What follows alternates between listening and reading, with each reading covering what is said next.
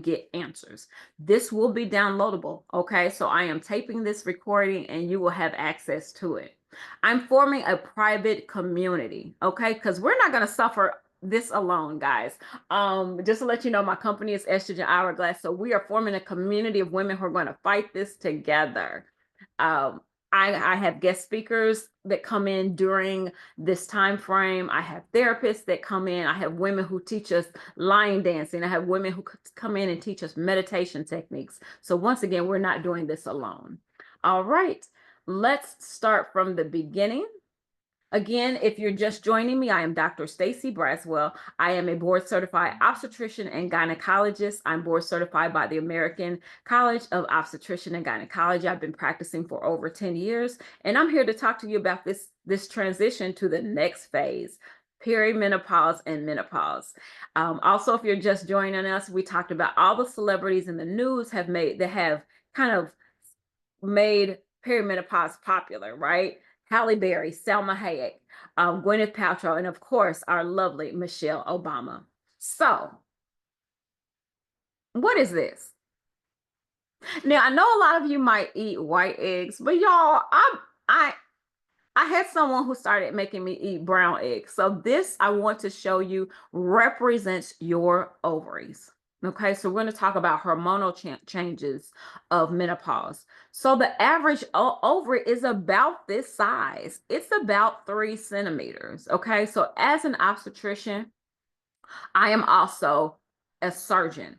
So I do C-sections, hysterectomies, DNCs, laparoscopic surgeries. So I can see your ovary. So inside this ovary is estrogen, progesterone, and some testosterone is made here. Okay, so several building blocks for that hormone that kind of tailors us through our transition from reproduction. Okay, so first we're born, then we go into our adolescent stage, we go into our reproductive stage.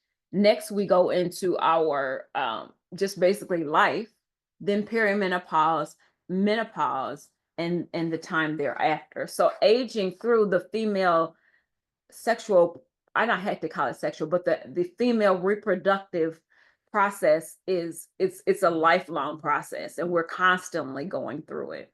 Okay, so when you are born, you have actually halfway through pregnancy, or halfway through the time that you are in your mother's uterus, you'll have the most amount of eggs and that you'll ever have. Think about that, the most amount. And then by the time you are born, half of those eggs are gone. And that's okay. Okay. That is how the process is supposed to work. Once you are born, you have a hormone that actually suppresses the estrogen from being formed in the ovary. That hormone is called follicular stimulating hormone. Okay, FSH. So some women will come into the doctor's office, they'll come into their OBGYN and they'll be like, "Doc, am I in menopause?" And the doc will draw what's called an FSH. When you are born, and throughout your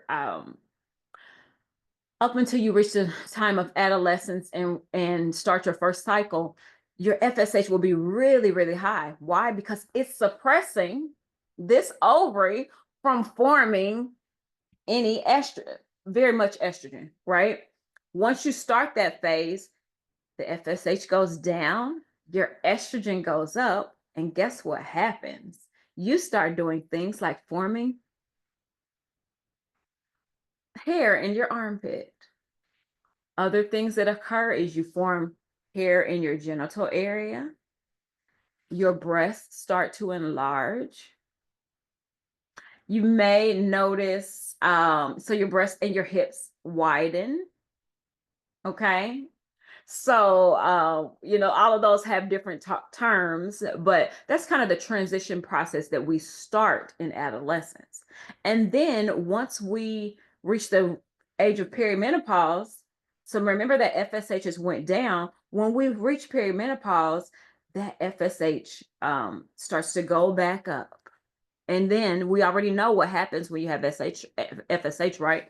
That ovary starts reducing the amount of estrogen that it makes. As you reduce the amount of estrogen that you make, then you're going to start having what again? Irregular periods. Okay. We know that testosterone is tied to our muscles and our lean body mass. Well, you're going to form less testosterone. So you're going to have less lean body mass. Okay. What does that mean? That means that your basal metabolic rate, or your overall metabolism, your ability to burn calories as you just sit here, decreases. Okay. So we kind of talked about the hormonal changes